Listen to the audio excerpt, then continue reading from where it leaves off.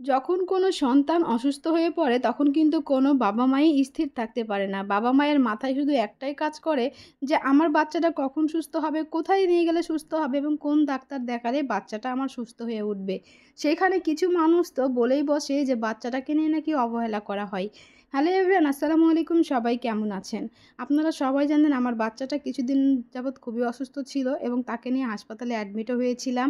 আর এটাই হলো মেন সমস্যা যে আমি কেন সরকারি হাসপাতালে বাচ্চাকে চিকিৎসা করালাম। আমরা তো দুজনেই ইনকাম করি, হাসব্যান্ড ওয়াইফ দুজনেরই ইনকাম যথেষ্ট আছে। আমরা কেন প্রাইভেট ক্লিনিকে বাচ্চাকে দেখালাম না? আমরা কিপটামি করলাম। আমরা বাচ্চাকে নিয়ে অবহেলা করছি এবং বাচ্চাকে ৬ দিন যাবৎ ইচ্ছা করে কষ্ট দিচ্ছি। তো এবার আসি মূল কথায়। আমার বাচ্চাটা কিন্তু হঠাৎ করে রাতে অসুস্থ হয়ে গেছিল। আর এত বেশি অসুস্থ ছিল যেখানে হচ্ছে এমনি ওষুধে কাজ করত না। মানে কি আর বলবো যে বাইরের ক্লিনিকে যখন যারা অসুস্থ হয়ে যায়, বাইরের ক্লিনিকে যখন অ্যাডমিট থাকা অবস্থায় বেশি খারাপ অবস্থা হয়, তখন কিন্তু ওই সরকারি হাসপাতালে ট্রান্সফার করে দেয়া হয়।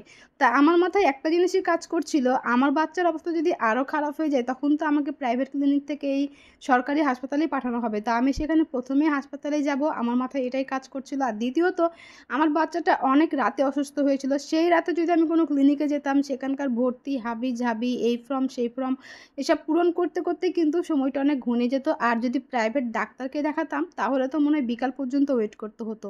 তো বাচ্চা তো আমার আরও অসুস্থ হয়ে পড়তো। এজন্যই আর কি আমি সরাসরি সরকারি হাসপাতালে গেছি। আর যাওয়ার সাথে সাথে আমি ইনস্ট্যান্ট চিকিৎসা পেয়েছি। যাওয়ার সাথে সাথে তারা হচ্ছে হাতে ক্যানুলা করে স্যালাইন দিয়ে দিয়েছিল। সেই স্যালাইন দিয়েই আমার বাচ্চাটা ২ ঘন্টার মধ্যে অনেকটাই সুস্থ হয়ে উঠেছিল আলহামদুলিল্লাহ। তবে তার যে সমস্যাটা ছিল, আমি ফার্স্টে বমি নিয়ে ভর্তি হয়েছিলাম। বাচ্চার অনেক বমি ছিল। আস্তে আস্তে বাচ্চার ডায়রিয়া হয়ে গেছিলো, জ্বর হয়ে গেছিলো।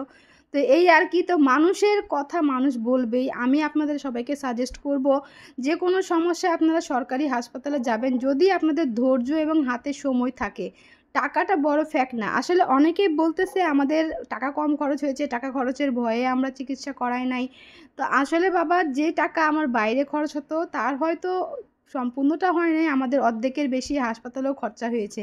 কারণ বর্তমান সরকারি হাসপাতালে ওষুধপাতি সব কিছুই কিন্তু কিনে নিয়ে আসা হয়।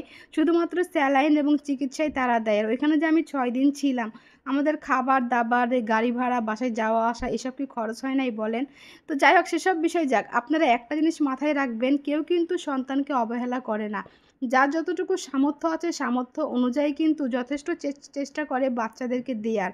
আর সেখানে যদি বাচ্চা অসুস্থ হয় তাহলে বাবা-মা কিন্তু কোনো কিছুই বাকি রাখে না। জীবনটা মানে শুধু জীবনটুকুই বাকি রেখে সবটুকু উজাড় করে দিয়ে হলেও বাচ্চাকে সুস্থ করে। সেখানে আমিও কিন্তু সেইরকম, তার ব্যতিক্রম কিছু না।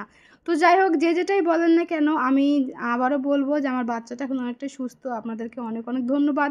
আপনারা সবাই অনেক দোয়া করেছেন এবং আল্লাহর রহমত ছিল বলেই বাচ্চাটা আমার খুব তাড়াতাড়ি সুস্থ হয়ে গেছে। আর আমার ভয়েস শুনে হয়তো বুঝতেই পারছেন যে আমিও অনেক অসুস্থ, জ্বর ঠান্ডা লেগে গেছে, আমার গলা বসে গেছে। তো আজকের মতো ভিডিওটা এখানেই শেষ করছি। সবাই ভালো থাকবেন, সুস্থ থাকবেন।